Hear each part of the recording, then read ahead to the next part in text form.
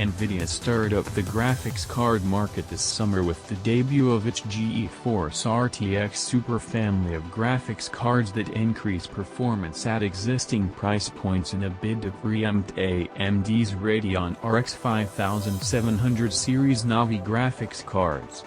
The first two of three RTX Super Series SKUs are the RTX 2060 Super and the RTX 2070 Super.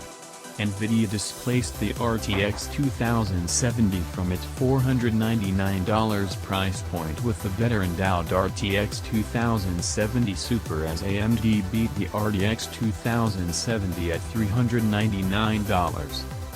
The most interesting aspect about the RTX 2070 Super is that it's based on the 13.6 billion transistor TU104 silicon since NVIDIA had maxed out the TU106 with the original RTX 2070. The TU104 is at the heart of the much pricier RTX 2080 and upcoming RTX 2080 Super graphics cards.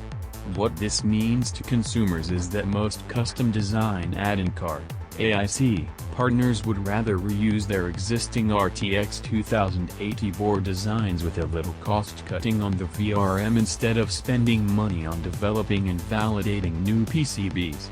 Another benefit is partners using heavy cooling solutions that were originally designed to handle the much hotter RTX 2080, and perhaps even the RTX 2080 Ti.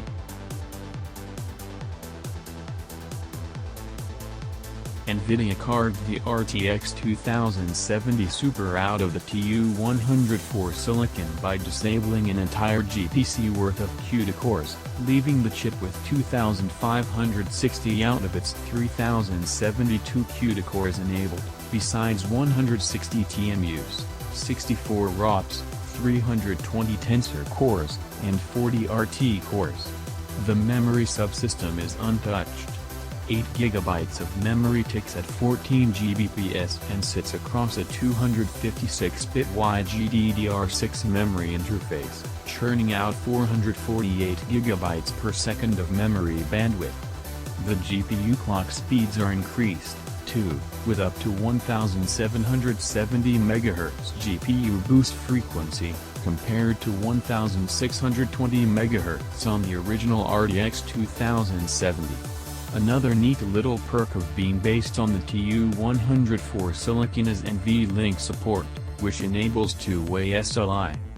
In this review, we have with us the MSI GeForce RTX 2070 Super Gaming X. This is MSI's second kind of Gaming X product based on the RTX 2070 Super, the other being the Gaming X Trio, which we reviewed here.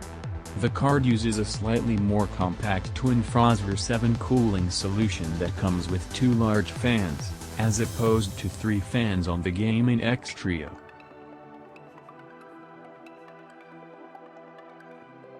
The underlying PCB is also a bit more compact, but uses the same 8+2 VRM configuration. The card comes with the same exact factory overclock and power limits as the Gaming X Trio, with 1800 MHz maximum GPU boost, and an untouched 14 Gbps GDDR6 memory. You get essentials such as idle fan stop, and a ton of RGB LED embellishments. MSI plans to sell the RTX 2070 Super Gaming X at a price of $510, a mere $10 premium over the $499 NVIDIA baseline price. The big difference MSI has here with the new RTX 2070 Super Gaming X is that it drops the word Trio from its name, which indicated a triple fan cooler, instead replacing it with a smaller dual fan cooler. We still have the same TU104 GPU and 8GB GDDR6 memory, but MSI is only charging $10 more than NVIDIA does for its RTX 2070 Super Founders Edition. MSI is selling the new GeForce RTX 2070 Super Gaming X for $510, which is a damn good deal considering you get all of the performance the RTX 2070 Super has to offer, but with far improved thermals over the FE version of the card. What makes the RTX 2070 Super so special is that instead of using the TU106, NVIDIA uses the TU104, which is the same GPU used in the higher-end RTX 2080. This means MSI, and other ABs, can use existing RTX 2080 board designs, do some adjustments, and pump out the RTX 2070 super quick. Better yet, the RTX 2080 uses higher-end cooling, which means the TU104-based RTX 2070 Super retains this higher-end cooling. Awesome! Read more. www.tweaktone.com web link